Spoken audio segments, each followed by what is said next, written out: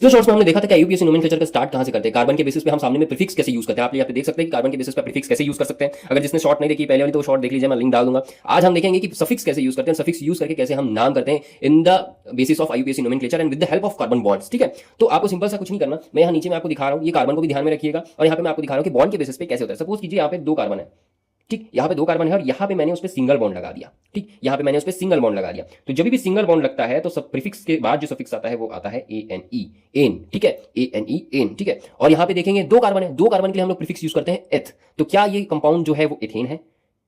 बिल्कुल, ये कंपाउंड जो है वो इथेन है। सिंगल बॉन्ड पे, ठीक है, सिंगल बॉन्ड पे आप यूज करेंगे सफिक्स एन। ठीक है, सेकंड देखिए, सेकंड केस क्या है? सेकंड केस है carbon carbon again double bond. ठीक है, डबल बॉन्ड है तो यहां पे आप यूज करेंगे इन। ठीक, इसको हम इन बोलते हैं। कार्बन कार्बन पे डबल बॉन्ड है तो यहां पे हम यूज करेंगे इन, और क्योंकि ये दो कार्बन है तो यहां पे हम एथ का यूज करेंगे, है ना, दो कार्बन है तो एथ का यूज करेंगे और इसको हम क्या बोलेंगे? एथीन। ठीक है, इसको हम क्या बोलेंगे? एथीन। ठीक, लास्टली अगर कार्बन कार्बन है और उस पर ट्रिपल बॉन्ड है, कार्बन कार्बन है और किसी रीजन से उस पर ट्रिपल बॉन्ड आ रहा है तो हम इसको बोलेंगे आइन। ठीक, YNE, आइन। ठीक है, हम इसको बोलेंगे आइन, और क्योंकि ये दो कार्बन है इसलिए दो कार्बन के लिए प्रीफिक्स यूज होता है एथ, तो ये बन जाएगा हमारा इथाइन। आया समझ में? एक और एग्जांपल लेते हैं जहां पे हम तीन कार्बन लेते हैं, तीन कार्बन पे सिंगल बॉन्ड। अब आप जानते हैं कि तीन कार्बन के लिए हम लोग यूज करते हैं प्रॉप और सिंगल बॉन्ड के लिए हम लोग यूज करते हैं एन, तो हम इसको लिखेंगे प्रोपेन।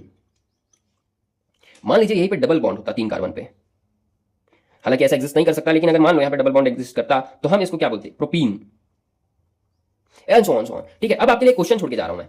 मान लीजिए यहां पे चार कार्बन है और सिंगल बॉन्ड है, तो इसका नाम क्या होगा? और चार कार्बन है और डबल बॉन्ड है तो इसका नाम क्या होगा? कमेंट सेक्शन में जरूर बताइएगा। आई होप आपको ये शॉर्ट पसंद आया होगा।